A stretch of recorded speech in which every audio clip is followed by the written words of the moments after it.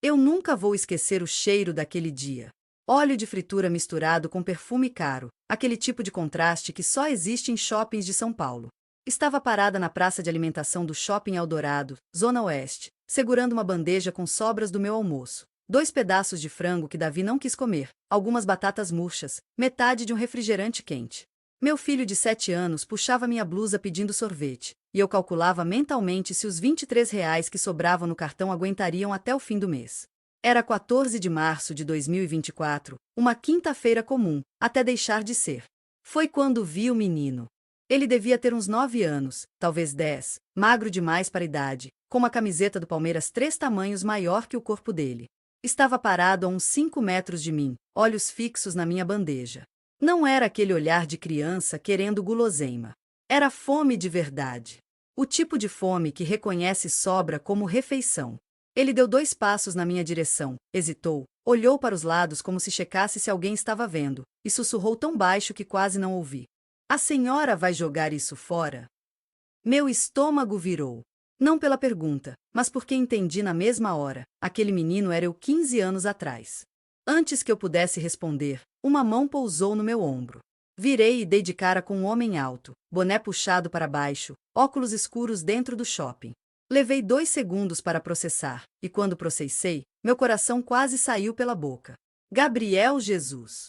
O atacante do Arsenal, da seleção brasileira, o Gabriel Jesus estava ali, ao meu lado, olhando para o menino com a mesma expressão que eu. Posso? Ele perguntou, apontando para a bandeja. Assenti sem conseguir falar.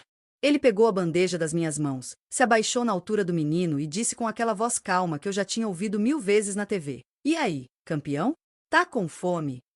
O menino arregalou os olhos, reconheceu o jogador na mesma hora, e começou a tremer. Não de medo. De algo que estava entre choque, vergonha e esperança desesperada. Gabriel pôs a mão no ombro dele e falou: Vem comigo. A gente resolve isso direito. Eu deveria ter ido embora. Deveria ter pegado meu filho e seguido minha vida. Mas não consegui.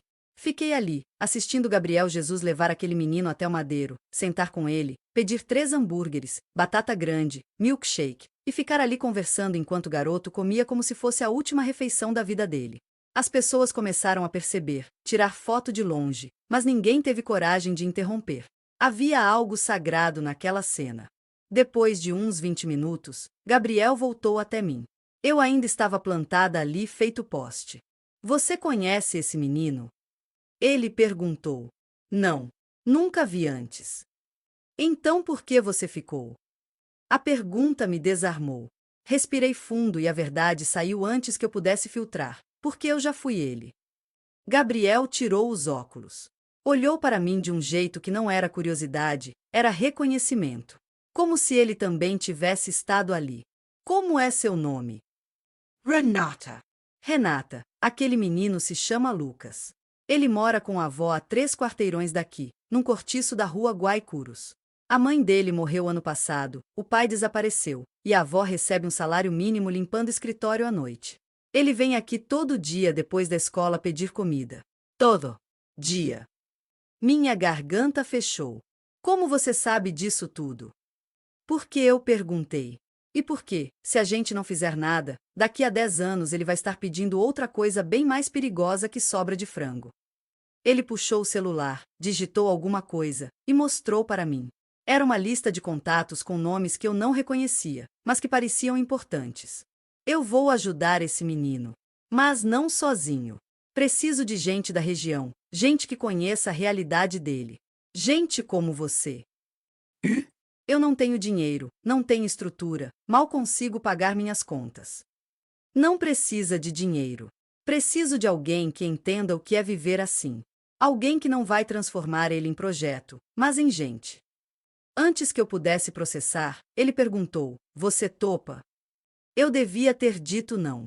Devia ter pensado no meu filho, nas minhas contas, no meu trabalho no caixa do supermercado que pagava R$ 1.700 por mês. Mas olhei para o Lucas, que mastigava batata frita com os olhos brilhando, e a única resposta possível saiu da minha boca. Topo. Se você também já passou fome de verdade, ou conhece alguém que passa, deixe um like. Porque essa história está só começando, e o que aconteceu nos próximos dias mudou minha vida de um jeito que eu jamais imaginei. Gabriel me passou o número dele. Um número de verdade, que tocou no bolso dele quando fiz a chamada de teste ali mesmo. Ele disse para eu ir até a casa de Lucas no dia seguinte, conhecer a avó, entender a situação completa. Depois disso, a gente ia montar um plano. Não um plano genérico de assistência social, um plano específico para aquela família, com nome, sobrenome e endereço. Naquela noite, não consegui dormir. Fiquei revirando na cabeça o que tinha acontecido, tentando entender por que diabos Gabriel Jesus tinha me escolhido. Eu era ninguém. Uma mulher de 32 anos, mãe solteira, que morava num apartamento de 35 metros quadrados no Jaguaré e que às vezes tinha que escolher entre comprar carne ou pagar a internet. O que eu tinha para oferecer? Mas aí me lembrei. Me lembrei dos 6 anos que passei morando com minha mãe num barraco de madeira em Paraisópolis. Me lembrei das noites que dormi com fome porque ela tinha dado a comida toda para mim e meu irmão. Me lembrei da humilhação de ir à escola com tênis furado, de mentir que já tinha almoçado quando colegas me ofereciam comida, de sentir aquele nó na garganta toda vez que alguém jogava resto no lixo na minha frente. Eu lembrava de tudo.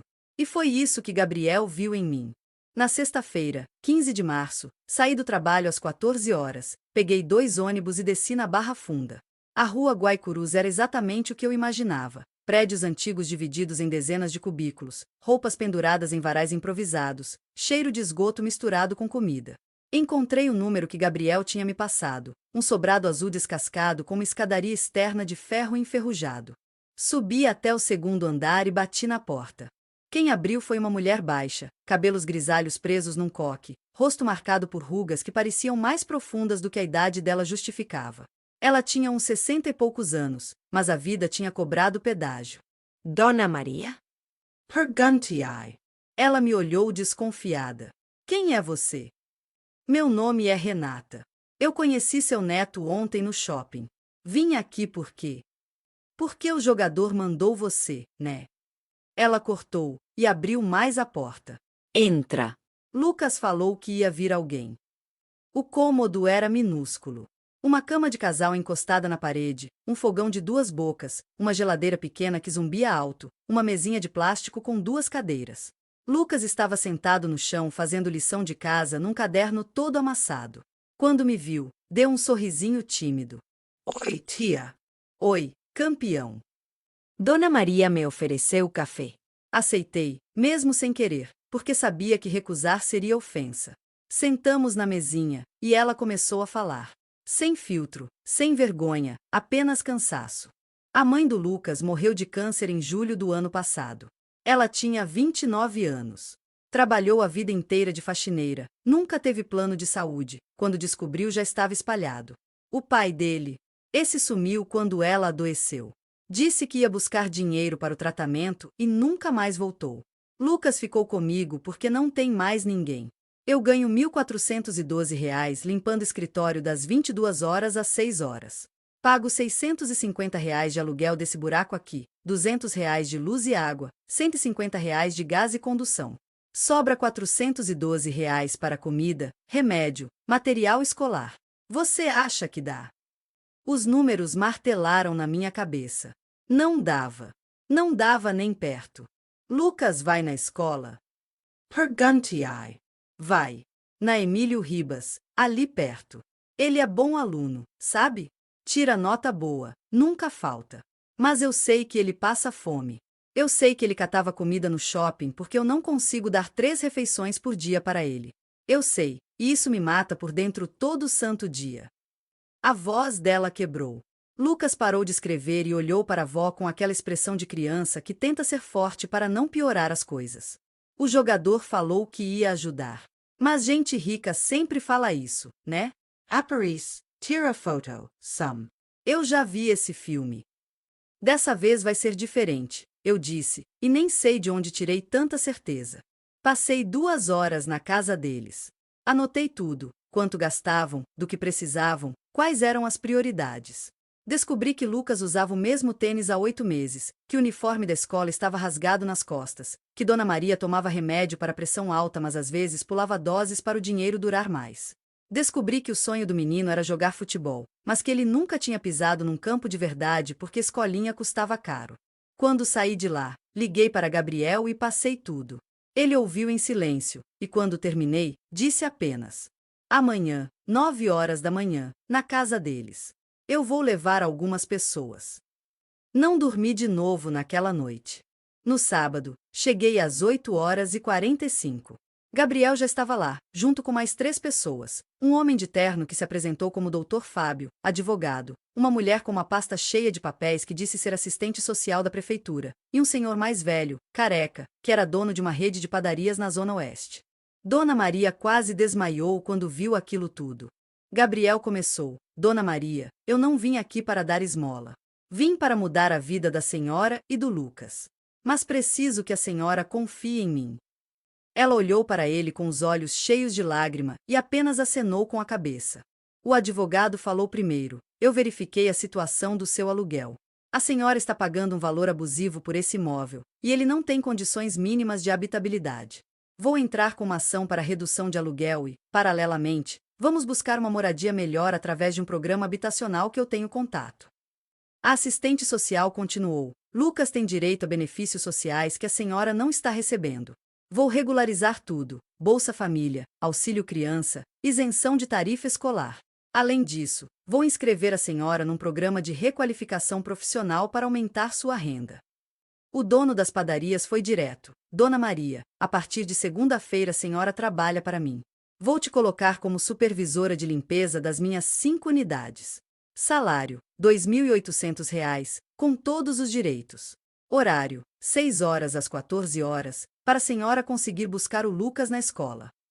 Dona Maria começou a chorar. Lucas também. Eu também. Gabriel se abaixou na frente do menino. E você, campeão, segunda-feira às 16 horas vai começar a treinar no CT da base do Palmeiras. Eu já falei com o coordenador. Você vai ter uniforme, chuteira, lanche, transporte, tudo. Mas tem uma condição: tem que manter as notas boas na escola. Combinado. Lucas não conseguiu falar. Apenas abraçou Gabriel e soluçou no peito dele. Eu olhava aquilo tudo sem acreditar. Em menos de 48 horas, uma família inteira tinha sido resgatada do buraco. Mas Gabriel ainda não tinha terminado. Ele me puxou para o lado, longe dos outros, e disse: Renata, eu preciso de você para acompanhar essa família. Ir na casa deles uma vez por semana, ver como estão as coisas, me avisar se surgir algum problema. Você topa? Eu topo. Mas, Gabriel, por que você está fazendo isso? Ele ficou em silêncio por alguns segundos, olhou para o Lucas e respondeu: porque quando eu tinha a idade dele, eu era ele. Morava num barraco em Jardim Peri, Zona Norte. Minha mãe trabalhava de faxineira, meu pai era pedreiro. A gente passava fome. Naquele momento, entendi tudo. Nos próximos 3 meses, acompanhei a transformação daquela família de perto. Dona Maria começou no emprego novo, ganhou peso, parou de ter crise de pressão. Lucas foi aprovado na peneira da base do Palmeiras e, em maio, já estava treinando 3 vezes por semana. As notas dele continuaram boas. Ele tirou 9,2 na prova de matemática e a professora mandou um bilhete elogiando.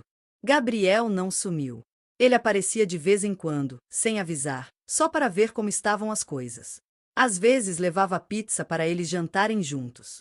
Às vezes só sentava e conversava. Ele não queria ser herói. Queria ser presente. E eu ganhei uma missão.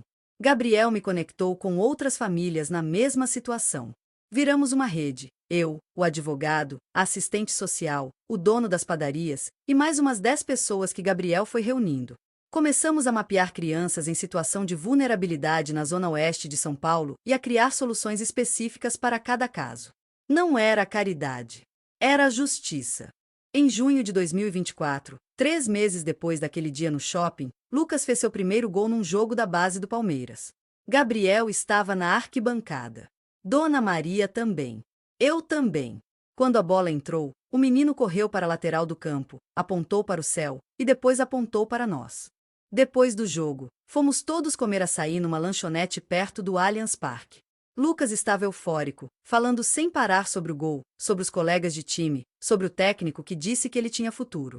Dona Maria olhava para o neto com orgulho que doía de tão bonito. Gabriel apenas sorria, quieto, satisfeito. Na saída, quando já estávamos nos despedindo, Lucas puxou Gabriel pela camisa e perguntou: Tio Gabigol, por que você fez tudo isso pela gente? Gabriel se abaixou, olhou nos olhos dele e respondeu: Porque quando eu era pequeno, alguém acreditou em mim. E agora é minha vez de acreditar em você. Mas a pergunta certa não é por que eu fiz. A pergunta é: o que você vai fazer quando crescer e tiver condição de ajudar alguém? Lucas pensou por um segundo e respondeu com aquela sinceridade de criança: Vou fazer igual você, tio. Então tá valendo. Mas não esquece: primeiro você estuda, joga bola, cuida da sua avó. O resto vem depois. Prometo. Foi nessa hora que eu entendi o plano inteiro. Gabriel não estava apenas salvando uma família. Ele estava plantando uma semente.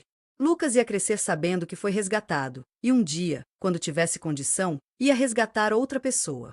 E essa pessoa ia resgatar outra. E outra. Era um ciclo que não tinha fim. A história se espalhou. Não porque Gabriel quis, ele pediu sigilo o tempo todo, mas porque era impossível esconder. A diretora da escola do Lucas comentou com outras diretoras. O dono das padarias comentou com outros empresários. A assistente social comentou com colegas da prefeitura. Em poucas semanas, o projeto tinha viralizado na região. Empresários começaram a ligar oferecendo emprego para pais desempregados. Advogados começaram a oferecer trabalho pro bono. Psicólogos ofereceram atendimento gratuito. Professores particulares ofereceram reforço escolar. Academias ofereceram bolsas esportivas. A coisa cresceu de um jeito orgânico, como se a cidade toda tivesse acordado de repente para um problema que sempre esteve ali, mas que ninguém olhava de verdade. Gabriel criou um grupo de WhatsApp chamado Rede Gabriel Jesus, Zona Oeste. Em 3 meses, o grupo tinha 247 pessoas. Cada uma contribuindo com o que podia: tempo, dinheiro, conhecimento, contatos. Não era ONG, não tinha CNPJ, não tinha burocracia. Era apenas gente ajudando gente. Eu virei a ponte. Como eu conhecia a realidade das famílias, eu identificava os casos, passava para o grupo, e o grupo resolvia. Em 4 meses, ajudamos 31 famílias. 31. Cada uma com nome, rosto, história. Cada uma com um antes e um depois. Mas nem tudo foi fácil. Em agosto, uma reportagem sobre o projeto vazou na internet. Um jornalista de um portal de fofocas publicou uma matéria com o título: Gabriel Jesus usa caridade para limpar imagem após saída conturbada do Palmeiras. A matéria insinuava que tudo não passava de marketing pessoal, que Gabriel estava usando famílias pobres para melhorar a reputação dele na mídia. Quando li aquilo, senti uma raiva que não sabia que existia dentro de mim. Liguei para Gabriel, furiosa, querendo processar o jornalista, querendo desmentir publicamente. Mas ele me parou. Renata, respira. A gente não vai dar atenção para isso. Mas é mentira. Você não está fazendo isso para aparecer. Você pediu sigilo desde o começo. Eu sei. Você sabe. As famílias sabem. E isso é o que importa. O resto é barulho. Se eu sair respondendo, vou dar palco para quem não merece. O nosso trabalho fala por si. Ele tinha razão. Em 48 horas, as próprias famílias se mobilizaram. Dona Maria gravou um vídeo chorando, contando a história dela e do Lucas, desmentindo a reportagem. Outras mães fizeram o mesmo. O vídeo viralizou, teve 1,2 milhão de visualizações, e o jornalista foi obrigado a se retratar publicamente. O mais importante, o projeto não parou. Continuamos trabalhando, longe dos holofotes, porque o objetivo nunca foi aparecer. O objetivo sempre foi transformar. Confirma KO recebida. Aguardando sua autorização para continuar com o segundo bloco do roteiro, próximas 2.000 palavras. Em setembro de 2024, 6 meses depois daquele encontro no shopping, recebi uma ligação de Dona Maria. Eram 23 horas, eu já estava deitada, e quando vi o nome dela na tela, meu coração disparou. Ligação tarde da noite nunca é boa notícia. Renata, você pode vir aqui? A voz dela estava trêmula. O que aconteceu, Dona Maria? É o Lucas. Ele apanhou. Vesti a primeira roupa que encontrei, peguei um Uber e cheguei na casa deles em 15 minutos. Quando entrei, Lucas estava sentado no sofá com o olho roxo, lábio rachado, camisa rasgada. Dona Maria passava gelo no rosto dele, mas o menino nem chorava. Estava quieto demais. Quieto do jeito errado. Quem fez isso com você? Perguntei, sentando ao lado dele. Ele não respondeu. Apenas olhou para o chão. Lucas, eu preciso saber. Dona Maria respondeu por ele. Foram 3 garotos da escola. Disseram que ele é metido, que agora que treina no Palmeiras se acha melhor que todo mundo, que ele só conseguiu isso porque o jogador sentiu pena dele. Meu sangue ferveu. Eles bateram em você por causa disso? Lucas finalmente falou, com a voz embargada. Eles falaram que eu não mereço o que eu tenho. Que eu sou só um favelado que deu sorte. Que quando Gabriel Jesus esquecer de mim, eu vou voltar a catar comida no lixo. As palavras bateram forte. Não era só sobre o olho roxo. Era sobre o que estava por trás. Inveja, crueldade, a tentativa de destruir a esperança de um menino que finalmente tinha encontrado uma saída. Você contou para alguém da escola? Não. Por quê? Por quê? Porque eles têm razão. Eu não sou especial. Eu só dei sorte. E se o tio Gabriel cansar de mim, eu não vou ter mais nada. Foi aí que eu entendi a gravidade da situação. O problema não era só a violência física. Era a violência psicológica, o veneno que aqueles garotos tinham plantado na cabeça do Lucas. A dúvida. A sensação de que ele não merecia aquilo, de que tudo podia desmoronar a qualquer momento. Liguei para Gabriel na mesma hora. Eram quase meia-noite, mas ele atendeu no segundo toque. Contei tudo. Eu vou aí, ele disse, e desligou. 20 minutos depois, ele estava na porta. Entrou, olhou para o Lucas e fez a única coisa que ninguém esperava. Se sentou no chão, na frente do menino, tirou o boné e começou a contar uma história. Quando eu tinha 10 anos, eu também apanhei. Foi de um grupo de garotos da escola que diziam que eu era bundão, que eu ficava correndo atrás de bola feito idiota, que eu nunca ia ser ninguém. Eles me jogaram no chão, chutaram minhas costelas, cuspiram em mim. Eu cheguei em casa chorando, igual você. E sabe o que minha mãe me disse? Lucas balançou a cabeça. Ela disse, Gabriel, o mundo vai tentar te destruir toda vez que você começar a subir. Porque é mais fácil derrubar quem sobe do que subir junto. Mas você tem 2 escolhas, ou você acredita neles e desiste, ou você prova que eles estão errados. Qual você escolhe? Lucas respirou fundo. Mas e se eles estiverem certos? E se eu não sou bom o suficiente? Gabriel segurou o rosto do menino com as 2 mãos, obrigando ele a olhar nos olhos dele. Lucas, você acha que eu estaria aqui, nessa casa, meia-noite de uma segunda-feira, se eu não acreditasse em você? Você acha que eu perderia meu tempo com alguém que não vale a pena? Eu conheço talento quando vejo, moleque. E você tem. Mas talento não é só habilidade com a bola. É caráter. É resiliência. É levantar depois de apanhar. E é isso que eu quero ver em você amanhã. Levanta, vai na escola, olha na cara daqueles garotos e continua sendo quem você é. Porque eles podem te bater, podem te xingar, mas não podem te tirar o que você conquistou. Isso aqui, ele bateu no peito de Lucas. Ninguém tira. Entendo. Lucas começou a chorar. Não de tristeza. De alívio. De sentir que alguém acreditava nele de verdade. Entendi, tio. Então amanhã você vai na escola, e se alguém encostar a mão em você de novo, você vem direto me contar. Porque agora não é só você contra eles. Somos nós contra eles. E nós somos muitos. No dia seguinte, fui com Lucas até a escola. Pedi para falar com a diretora, contei o que tinha acontecido, exigi providências.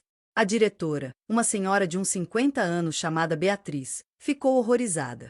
Ela chamou os 3 garotos, chamou os pais, e fez uma reunião ali mesmo, na sala dela. Os garotos eram de famílias de classe média da região. Um deles, o líder, era filho de um comerciante local que tinha 3 lojas de roupas. Quando o pai viu o filho cara a cara com Lucas, começou a passar pano. Ah, mas criança briga, né? Coisa de moleque. Não precisa exagerar. Explodi. Coisa de moleque? Seu filho bateu no rosto de uma criança que já sofreu mais na vida do que você imagina. Seu filho tentou destruir a esperança de um menino que finalmente conseguiu uma chance de mudar de vida. E você acha que isso é coisa de moleque? O homem ficou vermelho. Você não sabe com quem está falando. Eu sei exatamente com quem estou falando. Estou falando com um pai que está ensinando o filho a ser um covarde. E se você não ensinar ele direito, a vida vai ensinar. E a vida não tem pena. A diretora interveio, determinada. Senhor Marcelo, ou o senhor toma providências, ou eu vou acionar o conselho tutelar e registrar um BO por agressão. A escolha é sua. O homem saiu da sala bufando, mas os 3 garotos ficaram de suspensão por uma semana e foram obrigados a pedir desculpas para Lucas na frente da turma toda. Quando Lucas voltou para casa naquele dia, ele estava diferente. Mais firme. Mais confiante. Como se tivesse entendido que não estava sozinho. Mas a história não parou aí. 2 semanas depois, recebi uma mensagem de Gabriel. Preciso falar com você. É urgente. Marcamos de nos encontrar num café na Lapa. Quando cheguei, ele estava com uma pasta cheia de documentos na mesa.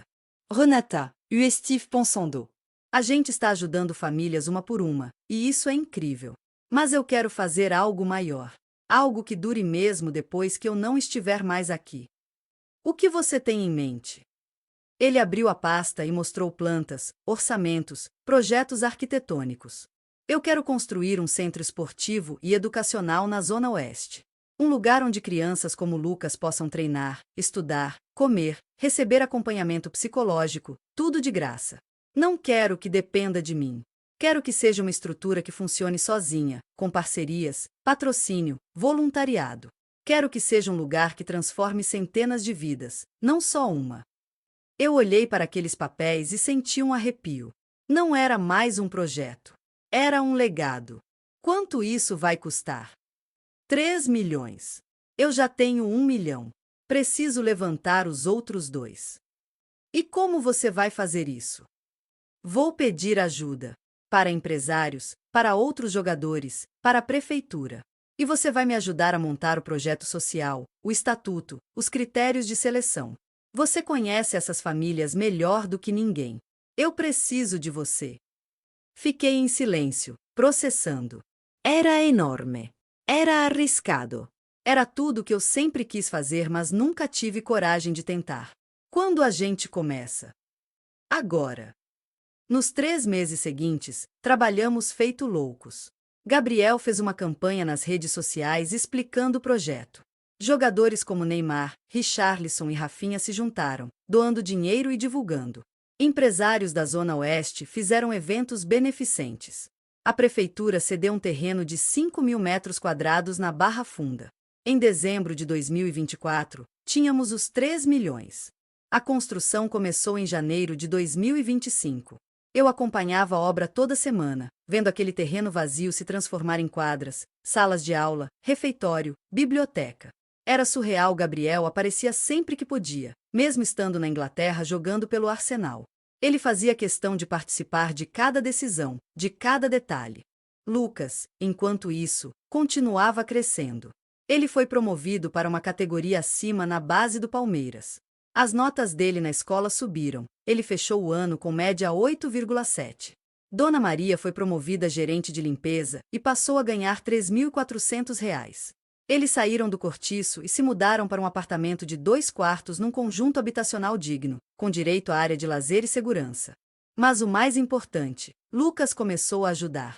Ele levava colegas de escola que passavam dificuldade para treinar com ele na base do Palmeiras. Ele ensinava o que aprendia. Ele dividia.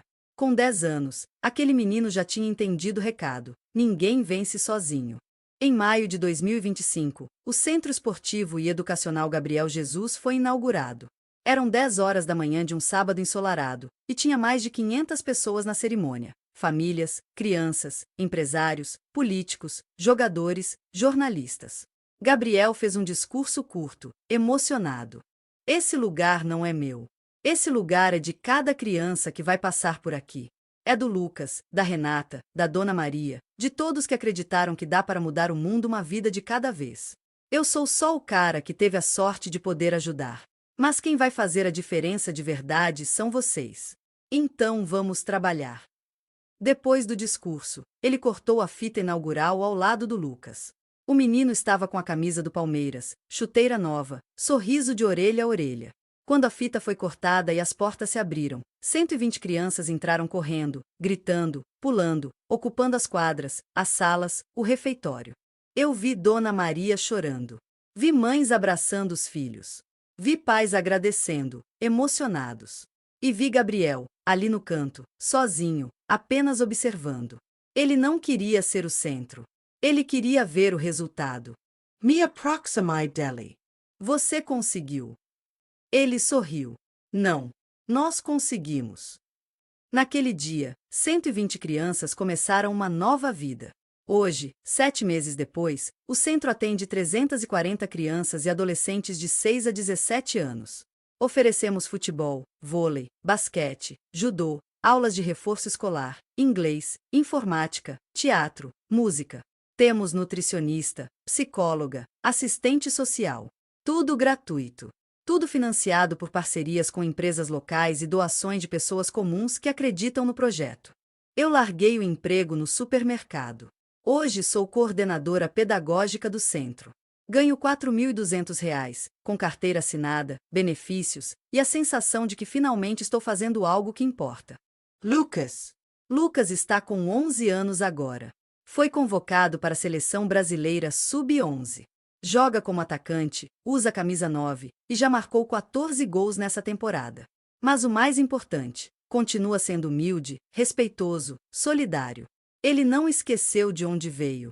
Semana passada, ele me procurou depois do treino. Tia Renata, eu queria falar uma coisa. Fala, campeão. Quando eu crescer e virar jogador profissional, eu quero fazer igual o tio Gabriel. Quero construir um centro igual esse lá no bairro onde eu morava antes. Para as crianças de lá terem a mesma chance que eu tive. Eu abracei ele e chorei. Porque era isso. Era exatamente isso que Gabriel queria plantar. Não gratidão. Multiplicaco. Confirmacao recebida. Aguardando sua autorização para continuar com o terceiro e último bloco do roteiro, próximas 2.000 palavras. No fim de novembro de 2025, quando tudo parecia encaixado, veio o golpe que quase derrubou tudo.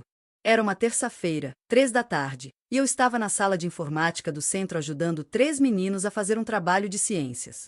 O celular começou a vibrar sem parar no bolso. Notificações, mensagens, ligações. Em poucos minutos, o grupo da Rede Gabriel Jesus, Zona Oeste, tinha mais de 300 mensagens novas. Abri o primeiro link que mandaram. Uma reportagem de TV, daquelas sensacionalistas, com letras gigantes na tela. Escândalo no projeto social. Desvio de dinheiro em centro apoiado por Gabriel Jesus. Sentias pernas falharam. A matéria mostrava imagens aéreas do centro, cortes dramáticos, e depois entrava um especialista dizendo que, segundo um relatório anônimo, parte das doações recebidas para a construção teria sido desviada para contas pessoais. Meu nome apareceu na tela. Renata Souza, coordenadora pedagógica do centro, seria uma das responsáveis pela movimentação suspeita. Tive vontade de vomitar. As crianças perceberam alguma coisa errada. Tia, o que aconteceu? Nada não, gente. Continua o trabalho aqui. Já volto. Saí da sala com o coração disparado. Fui direto para minha pequena sala, fechei a porta, sentei na cadeira e respirei fundo. As mãos tremiam enquanto eu lia a matéria inteira. Eles mostravam prints de extratos bancários, supostamente meus, com entradas de dinheiro em valores altos. R$ 38.700, R$ 52.300, R$ 19.600. Diziam que esses depósitos tinham vindo de contas ligadas ao projeto. Era tudo mentira. No fim da matéria, um rapaz aparecia com o rosto borrado, dizendo: eu trabalhava no administrativo e vi muita coisa errada. Tinha dinheiro que entrava como doação e sumia. Eles diziam que era para pagar fornecedor, mas eu vi comprovantes indo para a conta pessoal de gente importante do projeto. Desliguei o celular. Por 10 minutos, fiquei só ouvindo meu próprio coração bater no ouvido. Voltaram memórias que eu achava que tinha enterrado. O síndico do cortiço chamando minha mãe de caloteira na frente de todo mundo porque o aluguel atrasou 5 dias. O gerente do banco recusando um cartão de crédito para mim com um olhar de desprezo. A chefe do supermercado me dizendo, na frente dos colegas, que gente do seu tipo tem que agradecer por qualquer emprego. A humilhação de ser pobre sempre encontrou jeito de se renovar. Agora, com outro figurino. Uma batida na porta. Renata. Era o doutor Fábio, o advogado. Ele entrou sem esperar resposta, fechou a porta com cuidado, puxou uma cadeira e se sentou na minha frente. Você viu? Vi. Respira. A gente vai resolver isso. Como, doutor Fábio? Eles colocaram meu nome como se eu fosse ladra. Ladra. Você tem ideia do que isso significa para mim? Para as famílias? Para o centro? Tenho. Por isso já comecei a agir. Ele abriu a pasta que trazia debaixo do braço. Tirou uma pilha de papéis, extratos, contratos, comprovantes, balancetes. Tudo organizado por pastas plásticas, com datas em etiquetas. Desde que esse projeto começou, eu sabia que iam tentar derrubar. Eu vi isso acontecer com outras iniciativas. Então, desde o primeiro dia, resolvi blindar tudo. Cada centavo que entrou e saiu está documentado aqui. Tudo. Valores, origem, destino, comprovantes, declarações de imposto de renda, contratos com fornecedores. Não há um real sem explicação. Ele me mostrou um balancete. No topo, entradas, projeto Centro Esportivo e Educacional, janeiro de 2024 a novembro de 2025, R$ 3.876.420. Abaixo, tudo discriminado. Doações de jogadores, empresas, pessoas físicas, eventos, convênios. Depois, outra folha, saídas, obras, equipamentos, equipe, manutenção. Esses depósitos que apareceram na matéria são forjados, ele disse. Acabei de puxar seus extratos oficiais com o gerente do banco que é meu cliente há anos. Seus maiores créditos nesse período foram salário do centro, R$ 4.200, um bônus que o próprio Gabriel mandou no aniversário do seu filho, R$ 1.000, e um depósito de reembolso de transporte, R$ 320. Nada além disso. Ou seja, estão usando documentos falsos. Mas, quem faria isso? Ele respirou fundo. Alguém que tem muito a perder se esse projeto continuar dando certo. Alguém que talvez esteja perdendo dinheiro com a existência do centro. Lembra dos apadrinhamentos de quadras e escolinhas pagas que cobravam R$ 400, R$ 600 por mês para treinar criança, sem nenhum tipo de acompanhamento, e que perderam alunos depois que o nosso centro abriu? Lembrei. 3 meses antes, um dono de escolinha de futebol da região tinha ido ao centro, irritado, dizendo que estávamos roubando os alunos dele porque oferecíamos tudo de graça. Gabriel tinha recebido o homem com educação, mas deixou claro uma coisa: não ia fechar, não ia cobrar, não ia mudar o modelo. Você acha que foi ele? Não quero acusar ninguém sem prova, mas que há uma rede de interesses contrariados. Naquele dia, o centro virou zona de guerra. Telefone tocando sem parar, jornalistas na porta, algumas famílias assustadas, outras revoltadas. 2 mães apareceram na minha sala, quase em choque. Renata, você não fez nada disso, né? O nó na garganta ficou tão apertado que quase impediu a resposta. Não. Elas se olharam, e uma delas, a Aline, falou. Não precisa jurar. A gente sabe. A gente vê seu dia a dia aqui desde o começo. Sabe que você é a primeira a chegar e a última a sair. Sabe que você pega do seu bolso para comprar lanche quando falta, que leva a criança no posto de saúde quando a gente não pode. Você não precisa se defender pra gente. Dona Maria chegou logo depois, ofegante, tendo subido as escadas correndo. Eu vi na TV, ela disse, segurando minha mão com força.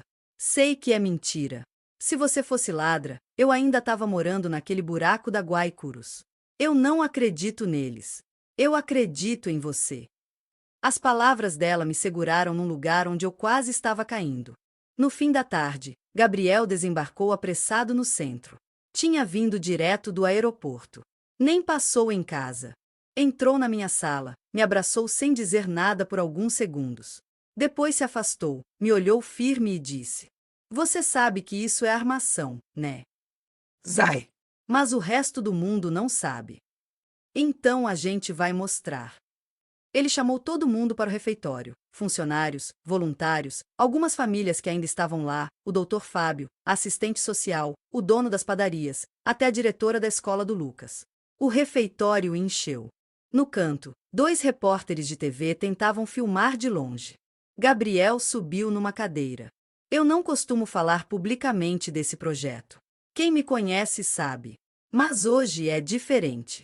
Hoje atacaram a pessoa errada. Hoje atacaram o coração desse lugar. Ele apontou para mim. Essa mulher aqui, a Renata, é uma das pessoas mais honestas que já conheci na vida. Eu vi onde ela morava, eu conheço a história dela, eu sei o quanto ela lutou para estar aqui. E se tem uma coisa que eu não admito é covardia. Quem mexe com quem não tem defesa, mexe comigo. Doutor Fábio levantou os papéis. Tudo que vocês viram hoje na TV é baseado em documentos falsos. Falsos. Esses são os oficiais, registrados em cartório, com assinatura do banco, do contador, das empresas doadoras. Amanhã de manhã vamos registrar um boletim de ocorrência por falsificação de documento, calúnia, difamação e associação criminosa. Também vamos acionar judicialmente o veículo de comunicação que publicou a matéria sem checar a autenticidade dos dados.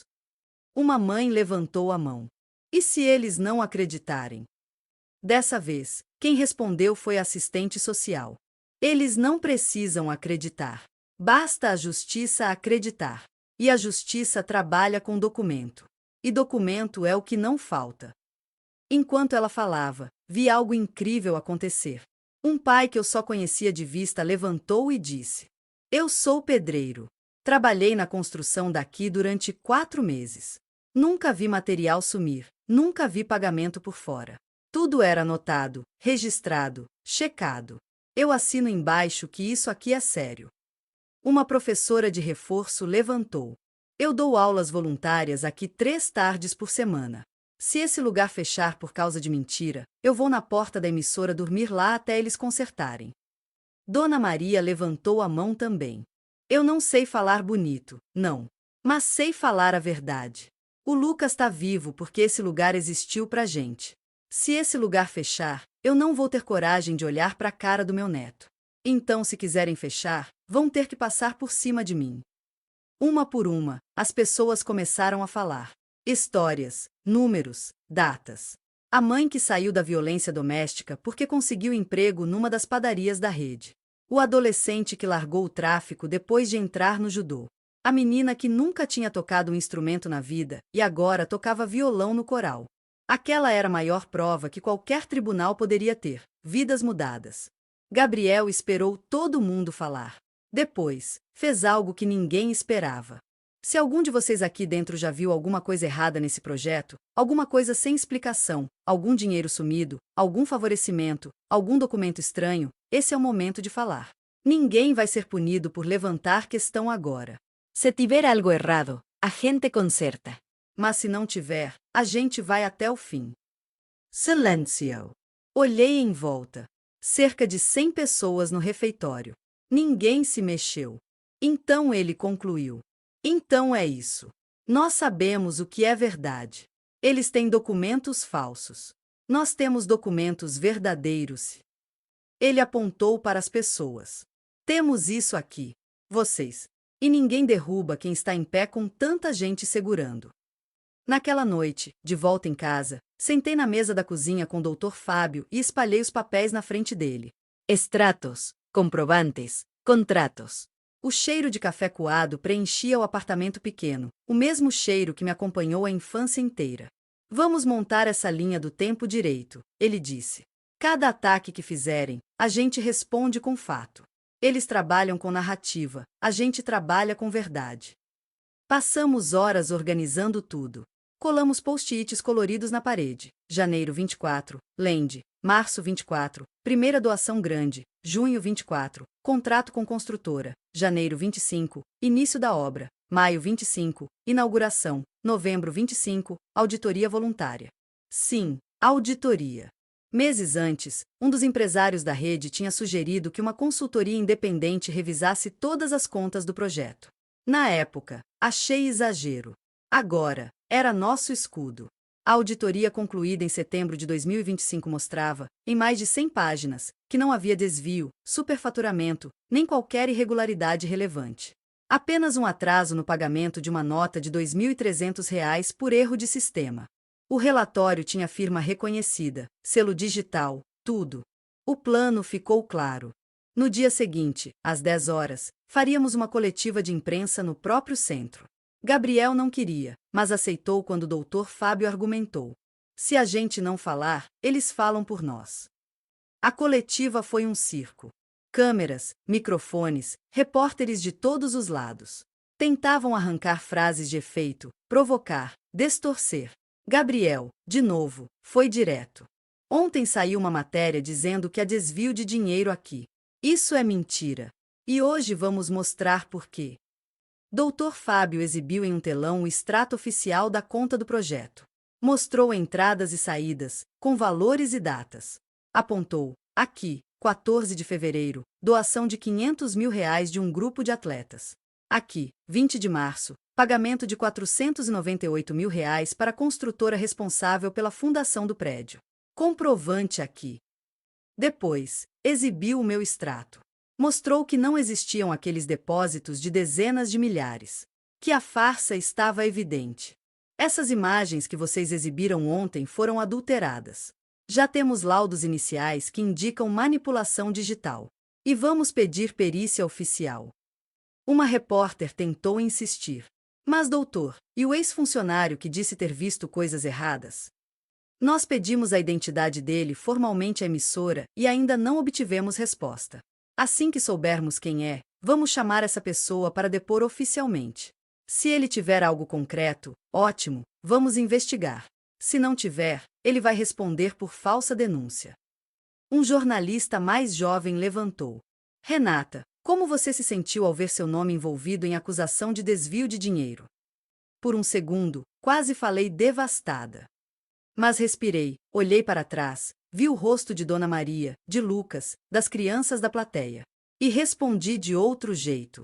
Por muitos anos da minha vida, eu ouvi que pobre é sempre suspeito. Se some alguma coisa, olham primeiro pra gente. Se dá problema no caixa, é a gente que é demitido.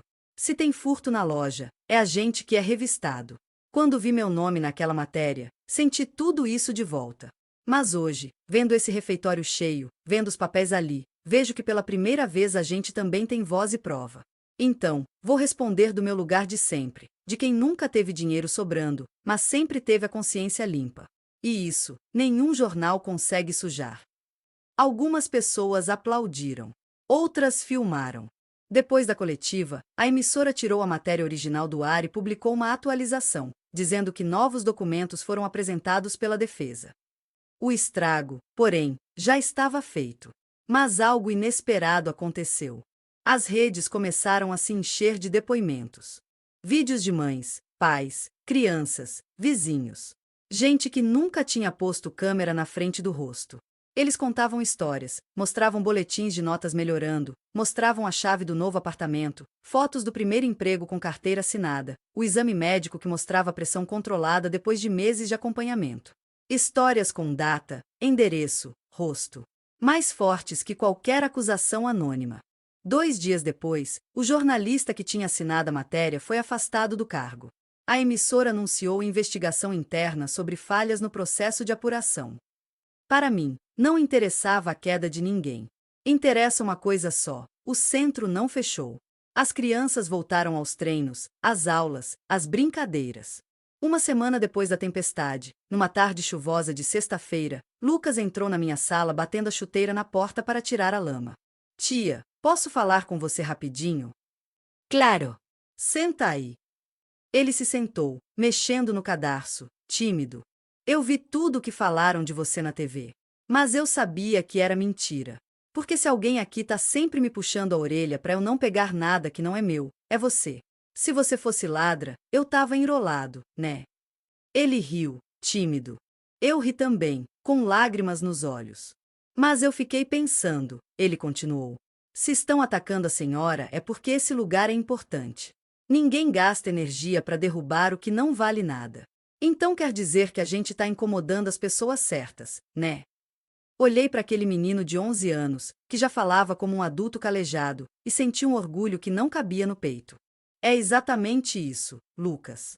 Quanto mais luz a gente acende, mais gente que gosta da escuridão fica irritada. Mas a gente não apaga a luz por causa deles. A gente aumenta. Ele levantou. Tia, posso te pedir uma coisa?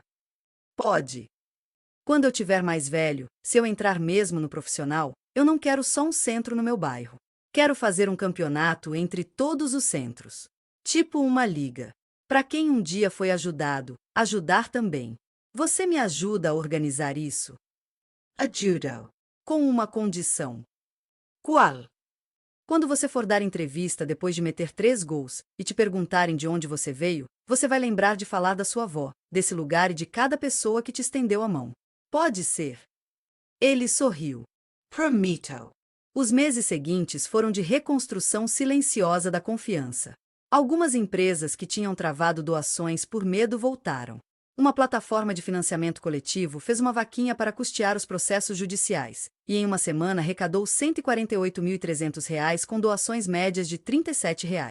Quem mais ajudou não foram os ricos. Foram as pessoas comuns, que mandavam recados assim. Não posso fazer muito, mas esse projeto salvou meu sobrinho. Não conheço vocês pessoalmente, mas a história de vocês me lembrou da minha mãe. Já passei fome. Hoje posso ajudar um pouco. Tamo junto. Lendo cada mensagem, lembrava do menino que pediu o resto de comida no shopping. Do prato de frango frio. Do cheiro de óleo de fritura e perfume caro se misturando no ar. Lembrei também da minha mãe dividindo um ovo em 4, da vez em que roubaram um botijão de gás de casa e a gente passou uma semana cozinhando em fogareiro de latinha. Lembrei de todas as pequenas humilhações que pareciam não servir para nada, até aquele momento. Porque, de repente, tudo fazia sentido. Se eu não tivesse passado por tudo aquilo, talvez tivesse virado o rosto para o menino do shopping. Talvez tivesse jogado as sobras no lixo sem olhar para trás. Talvez não tivesse dito eu já fui ele quando Gabriel me perguntou por que eu fiquei. E aí, nada disso teria acontecido. Um ano depois da inauguração, o centro ganhou uma pequena placa perto da entrada. Não foi ideia de Gabriel, nem minha. Foi das crianças. Elas juntaram dinheiro da mesada, dos bicos, das rifas de bolo que a equipe organizava e encomendaram a placa.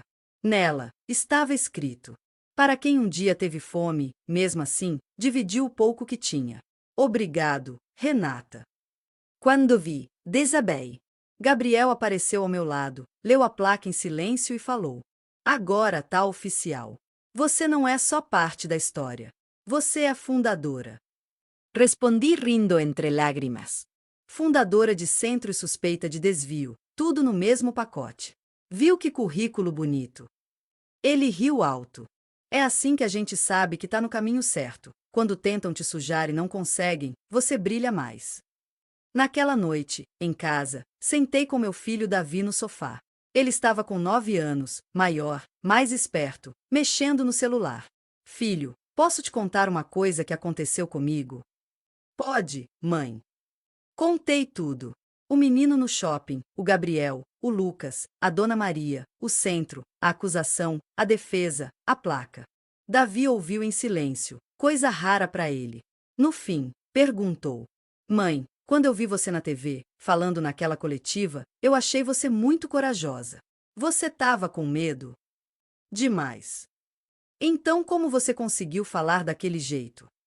Porque eu não estava falando só por mim. Eu estava falando por você, pelo Lucas, pela Dona Maria, por todo mundo que já foi acusado de coisa que não fez só por ser pobre. Ele encostou a cabeça no meu peito. Quando eu crescer, não sei se quero ser jogador ou outra coisa. Mas eu quero ser corajoso igual você. Abracei ele com força, sentindo o cheiro de shampoo barato misturado com o do feijão que tinha feito mais cedo. Era um cheiro de casa. De vida que deu certo, apesar de tudo. Os dias foram se acalmando. As ações judiciais avançaram. Em 2027, 2 anos depois do escândalo, a Justiça reconheceu oficialmente que os documentos usados na matéria eram falsificados. O suposto ex-funcionário era, na verdade, um rapaz ligado a uma das escolinhas que perderam alunos para o nosso centro. O jornalista foi condenado a pagar indenização. A emissora fez um acordo e se comprometeu a produzir uma série de reportagens sobre projetos sociais sérios na periferia. A matéria de reparação foi ao ar num domingo à noite. Dessa vez, as câmeras mostraram as crianças treinando, estudando, rindo. Mostraram Dona Maria numa cozinha comunitária, ensinando outras mulheres a fazer salgado para vender. Mostraram Lucas, agora com 13 anos, treinando na base, falando das metas dele. No final, o repórter me perguntou: se você pudesse resumir em uma frase o que aprendeu nesses anos todos, qual seria? Pensei por um segundo. Voltei mentalmente para aquele dia no shopping, para o cheiro do óleo, para o olhar do menino, para a voz do Gabriel dizendo ninguém vence sozinho. Respondi. Que o pouco que a gente tem, quando é dividido com verdade, pode valer mais do que o muito que alguns têm e guardam só para si. Hoje, Lucas está prestes a assinar o primeiro contrato profissional dele. Dona Maria virou referência no bairro, chamada de Vó Maria do Centro. Davi está terminando o ensino médio e quer fazer faculdade de serviço social. O Centro Esportivo e Educacional Gabriel Jesus virou modelo replicado em outras 2 regiões da cidade. E eu? Continuo aqui, andando de sala em sala, sentindo o cheiro de suor de treino misturado com o de macarrão do refeitório, ouvindo risada de criança ecoando pelos corredores. De vez em quando, no meio da correria, paro na porta e apenas olho. Olho para as paredes com desenhos, para os armários com bolas numeradas, para o quadro branco com a escala da semana. Lembro do prato de frango frio. Do menino perguntando: a senhora vai jogar isso fora? Da minha vida inteira passando na frente dos olhos naquele instante. E penso numa coisa que talvez sirva para você que está ouvindo essa história agora. Às vezes, a diferença entre uma vida condenada e uma vida transformada é uma decisão que parece pequena na hora. Não jogar resto fora, perguntar o nome de alguém, ficar um pouco mais em vez de ir embora. A justiça que a gente tanto espera do mundo, muitas vezes começa na nossa própria mão, no nosso próprio prato. Se essa história mexeu com você de algum jeito, se te lembrou de alguém que você conhece ou da sua própria história, deixa seu comentário e compartilhe esse vídeo com pelo menos uma pessoa. Não é sobre like ou número. É sobre fazer essa corrente chegar em quem precisa de um olhar a mais, de uma chance a mais, de um eu acredito em você na hora certa. Porque, no fim das contas, o que salvou Lucas não foi só o dinheiro do Gabriel, nem o centro, nem os documentos, nem os processos. Foi uma decisão no meio do barulho de um shopping, enxergar a fome de alguém e decidir não virar o rosto. E isso, com ou sem fama, com ou sem dinheiro, qualquer um de nós pode fazer.